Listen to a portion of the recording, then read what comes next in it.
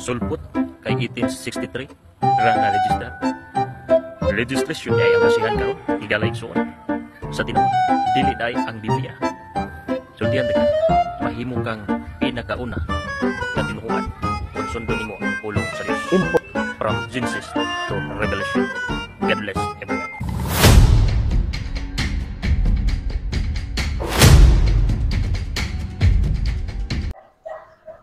Ang rehistro usa ka na ka dokumento nga diin gi-publish publiko aron makita og mailhan na kanang pundok or sekta nga atong gipasakupan na irresponsableng nagpa-exist or nagpalungtad ni anang maong punduka. Ay alang sa kasayuran sa tanan, pag may tag-rehistro manggod, diha nalatid kung anos anatukod, unsay balaod sa ilahang gitukod, o kinsa ang mga magtutukod ni anang maong gitawag og korporasyon. Actually, basi parehistro nimo na sa mata sa gobyerno usa ka na ka corporation or sa lain pang gitawag og term kumpanya, sa laing term pa, sa business term pa gitawag siya kumpanya. So kining Seventh-day Adventist musugot mo sa dili na parehistro na mi-exist na ni adtong 1863. Anong mahadlok man gyud mo maghisgot anang inyong rehistro? Ano madlok man yun mo? Nga naman, tungod kay makitaan og mailhan na kanang pundok nga inyong gipasakupan, kabalo yun mo nga dili si Ginoong Jesucristo may nagpalungtad ana.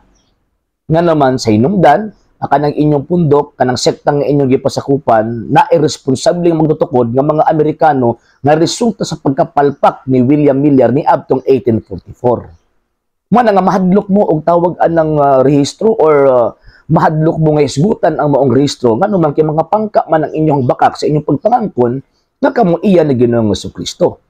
Inyo pang palusot mingon pa dayon mo nga asa may ato ang basihan sa kamatuoran ang Biblia or tawag ining bala ang kasulatan. Gigamit nimo ang kamatuoran o ninyo ang kamatuoran deceptively. Anong deceptively man? Kay particular ba ya ang information?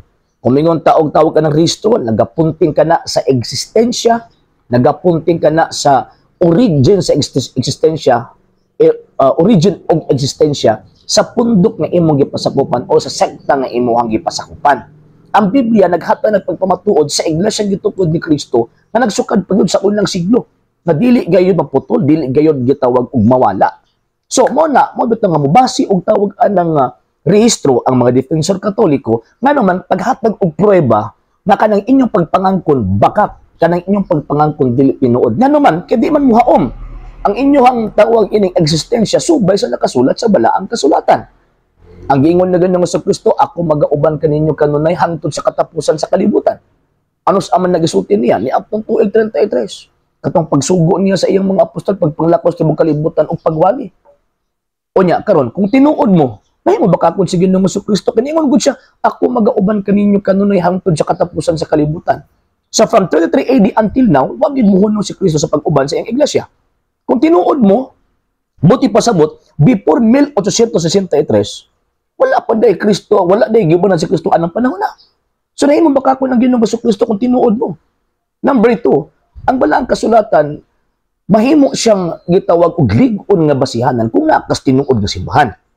Nga naman kay mo maguna ang Constitution of our Faith, kanang balaang kasulatan. Pero kung naa ka sa gawas, sa Santa Iglesia Katolika, Apostolika, Romana, dili nimo pwede basihan ang balaang kasulatan nga naman kay wala na kay connection ana. Wala for example, Seventh-day Adventist wala na connection ana. Kaya nag-iingon sa balaang kasulatan, for example, katong giingon ni Kristo nga akong iglesia. Wala na connection ang Seventh-day Adventist ana. Nga naman kay again ning buto lang mo ni adtong 1863. Kaya nang giingon sa balaang kasulatan nga adto ipupulay, wala na connection ana. Kay Judaism man kamo bakak man mo nga tawag ini mga sabadista. Piki man mo nga mga sabadista. Yan yung matag tumano nato ang iyahang gitawag og mga sugo. Kinsang implemento sa sugo? Kay para mo ay mo declare nga nituman ka, nisupak ka sa maong gitawag og balaod. Kaysa man ang tawag anang mo deklara ana, kamo. Nganimbot lang mo ni adtong 1863 pinaagi sa mga kano ninyong mga pundador. So, mo nay dako nga diferensya ba, mga sir, mga ma'am. Kung ato ang i-discredit ang usap ka information nagtukan sa kamatuoran, imong ibangga sa Biblia. Remember, nga ang Biblia, o ang mga kamatuoran nga naa siyang palibot, dili gid na pwede magsungag. Nga naman, kamatuuran god. Ang baseline din na is truth. Ang barahan din na maong kamatuuran. Whether gipadayag na tawag inang by inspiration or gipadayag na by secular information. Ang sa top faith lang is yun. Mubaba sa tagbalang kasulatan pero di man nato na mahibawan ang information totally og tawag ining informatively ang maong mga informations nga atong nadawat kung ita magbase og kasaysayan. Mabito nga hadlok ning mga tawhana nga mubase ta og ilahang magsilbi kada mong rehistro mo na ang birth certificate. Ha, mo na ang kanang rehistro nila mo na ang birth certificate sa ilahang gitawag og pundok o sekta. So, siyempre magbase kita dito sa rehistro pag sila atong katubang, busak pa 70 Adventist itong katubang, magbasa ta sa ilang rehistro kimo man ilang birth certificate. Nga mo na nga bisag pagkapila mo angkon, kamilyon mo angkon nga sila ang tinuod, kamilyon mo angkon nga may kami nagtuman sa sugo sa Dios. Magpabilin ang kamatuuran na kanang pundok kay inyong gipasakupan sulpot. Kung yung nagsulpot gani, buti pasabot, mura man nag-uhong ba, nga resulta lang slipak. Kahit nagbuto bitaw. So, mo na nga pundok ka. Man ayaw mo kalain ba sa inon mo og sulpot? Ano man kay mo man tinuod god. Ayaw mo kanang bitong kahiubos sa mga defensor katoliko nga moingon sa inyong mga sulpot mo nga naman tungod kay mo may kamatuuran. Di man na pwede nga atong i-deny ang kamatuuran. Kaya again ha, ang kamatuuran pwedeng gipadayag by inspiration o pwede po siyang gipadayag by secular information. O kanang rehistro, secular information na. O wala gid na nahitabo nga nisupak na sa balang kasulatan. Kay even ganing balang kasulatan, ang giingon sa balang kasulatan, respetuhon ang gobyerno. Nga ang gobyerno nagsulti nga kanang inyong pundok gitukod og mga Amerikano. O sa may ato ang papamakak din na.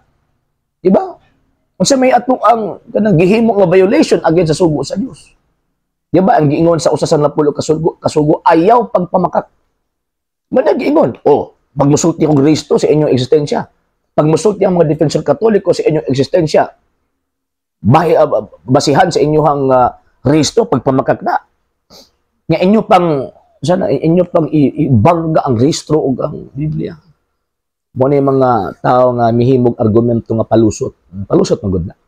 Para ingnon ba nga i-discredit ang rehistro kay para di na hisgutan. Wrong.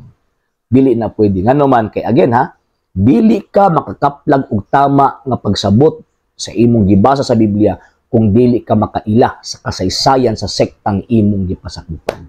Again, ang Seventh-day Adventist Church gitukod sa mga kano. Ang Seventh-day Adventist Church gitukod og tawo nga gikan ras Amerika. Unya di gina mohatod nato sa kaluwasan. Ngano man, piki mo ng punduka, piki man ang mga sabadista.